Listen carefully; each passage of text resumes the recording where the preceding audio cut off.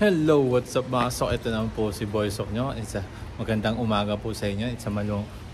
Maulan po ngayon dito sa amin po, dito sa Japan. Pero okay lang po yun.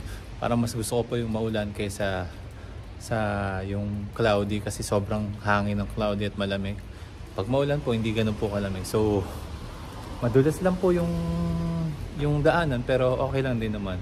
Kasi dito na ako sa building. So, I decided po na bumaba after my exercise sa loob ng bahay po. So tapos na po ako sa morning routine ko sa bahay.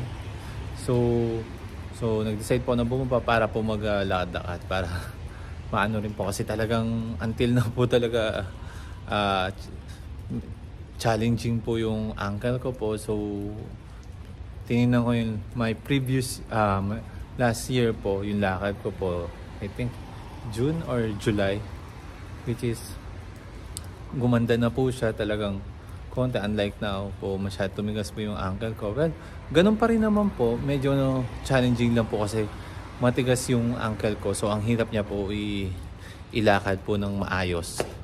So tsaga-tsaga po, it's been 2 weeks na rin po ako na dire-diretso na po ako bumalik sa daily routine ko. So hopefully bago mag-May po bumaba na konti yung spasticity ko para at least pagdating ko ng Pinas okay lang. At syempre mag-isa lang sa airport, maraming dala, medyo mahirap din yun.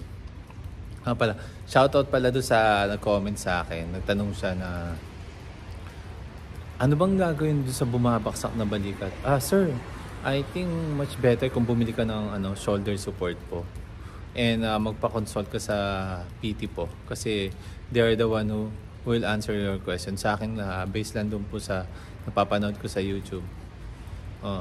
Yun po yung gawin niya. And thank you po sa lahat po na nagko-comment. So mga kasok, exercise po ulit ako. Thank you very much. Please keep watching and supporting my channel.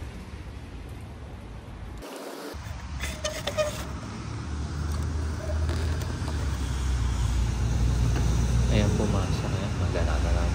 Maglalakad sa labas dito lang po sa may bubong po para po hindi ako mawalanan. Kahit madulas, okay lang din naman kasi masama kapag lakad lang. Papansin niyo po yung lakad ko. Ayan. Sa tindi po yan po ng spasticity ko sa binti ko at saka may sa ankle ko po. Napiling ko parang bumalik ako sa foot drop pero hopefully wag naman sana makuha sa araw-araw na exercise para at least bumalik ulit sa dati. Magtuloy-tuloy. Kaya mga kasok, yun nga po yung payo ko sa inyo, consistent po. At least lagi yung tatandaan, nabigyan nyo po ng oras yung exercise. Kahit sabihin natin 1 oras, 2 oras. And keep on walking po mga kasok para kung nandun na po kayo papunta na kayo sa 80% to 100% na recovery po, wag po kayo bumalik ulit sa 50%. Huwag nyo po gayahin. Well, lahat naman tayo nagkakamali. Ako, nagkamali lang din. Hindi pa naman hulihan lahat para maibalik ko yung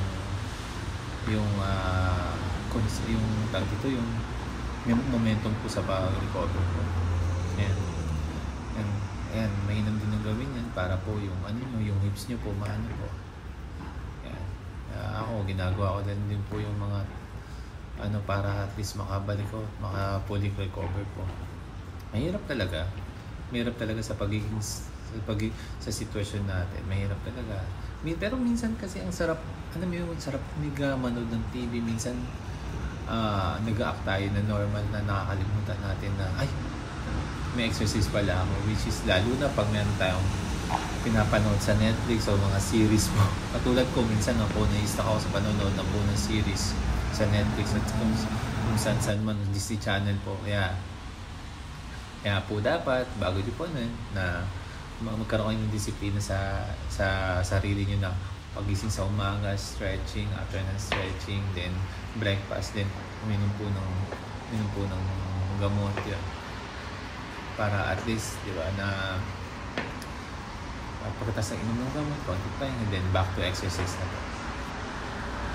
Ito, yan po yung mapansin nyo yung ginagawa ko dyan sa gano'n. Napakaliwan pong tulong na ginawa sa akin yan kasi po lumuwag po yung sa hips ko po, Lumuwag po yung parang mga muscle po, naging malambot siya, hindi siya naging maganit mula nung ginawa ko yan dati po mga kasok. So everyday ko siyang ginawa.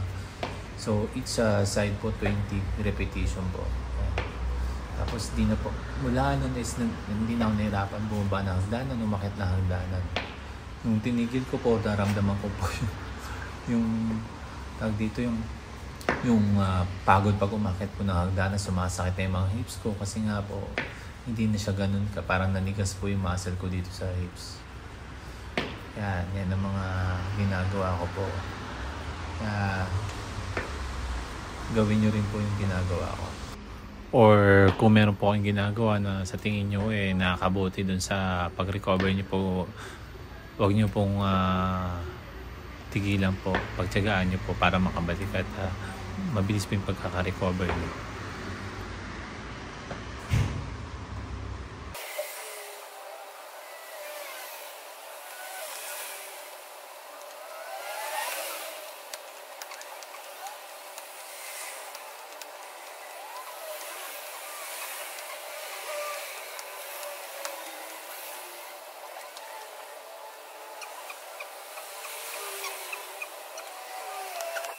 What's up mga kasok, yun nga po yung exercise ko for this morning. So yun nga, medyo napagod ako, so binalik ko na ulit po yung training ko. Hindi ko napansin yung training ko sa hagdanan po. Napakalaking tulong po yung kasi ng exercise na yun sa akin. May mga kasok, may nagtatanong pala sa akin kung gumamit ako ng AFO. Yes, gumamit po ako ng AFO. AFO, sobrang laki po ng tulong niya during my second month of as a stroke survivor po, ginamit ko yun. So ang ganda po talaga ng tulong sa akin no, na nagkaroon po ako ng kumpiyansa para umakyat sa building po. What I mean is, may tumangang kasi. What I mean is, nagkaroon po ako ng kumpiyansa para umakyat po sa hagdanan sa building. So nakatulong din po siya sa pagtigas po ng aking binti po.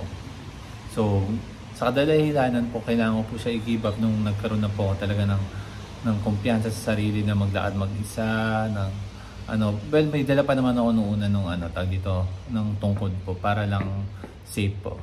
So ang laki po talaga ng tulong sa akin ng AFO. Kaya tinanggal ko rin po yung AFO kasi po po yun may bayad po. So hindi ko dapat siya isusole. Well, nung pumunta po ako sa rehab po, tinatanong sa akin, bakit di mo nagamit yung AFO? Sabi ko, ay kasi ayoko na eh. At sinabi sa akin, kung kung ayaw mo na gamitin at ka na, pwede mo isole. Kasi nga po, yun po sinuli ko po. At least hindi po ako nagbayad kasi medyo mahal din po. Pag kinonvert po sa peso, nasa I think 50 to 60,000 po yung nakuha kong AFO. Yun po. So, tuntua po ako. Pero sa mga nagtatanong po, mas maganda rin po magkaroon po kayo ng AFO at mas maganda po yung sukat talaga yung AFO sa inyo para mas maganda po yung resulta pag gamit ng AFO. Yun lang mga kasok. Thank you for watching and supporting my channel. Salamat sa inyo lahat. Hopefully huwag kayo magsawa panoorin ng aking channel, ang videos po. Okay, ito ulit si Boy Soka. Laban lang po. Huwag niyo pansinin po yung paninigas. Laban lang, tsaga-tsaga lang po sa stretching exercise. Bye-bye.